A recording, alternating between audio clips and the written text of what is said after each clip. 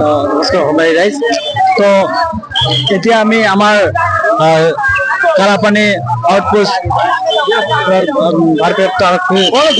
Sir ডাঙৰীয়াৰ ওচৰৰ পৰা দুই এষাৰ শুনিব ইচ্ছা কৰিছো যে আমাক আচলতে আমি নহয় গোটেই অসমবাসীক আজি জুবিন দাই যিদৰে কন্দুৱাই আমাক এৰি থৈ গৈছে তাৰ বিষয়ে ছাৰ দুই এষাৰ ক'ব প্লিজ। Thank U.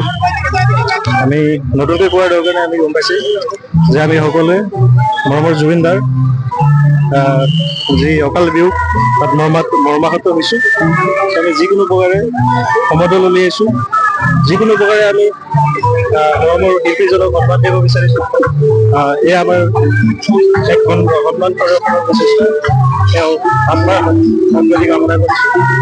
লগতে তেওঁ যি আমাৰ জাতীয় হত্যাৰ প্ৰতি অৱদান, সেই অৱদানৰ কথা মই এই মুহূৰ্তত নিশ্চিত কৰিব নোৱাৰিম। প্ৰতিটো ক্ষেত্ৰতে প্ৰতিটো জেনেৰেশ্যনক এই মুহূৰ্তত বিদেশ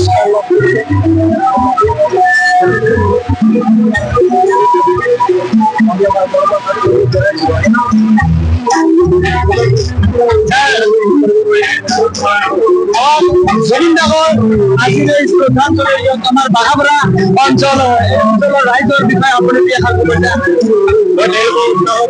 আনন্দিত, যাৰ কাৰণে মই নিজে জইন কৰিছোঁ।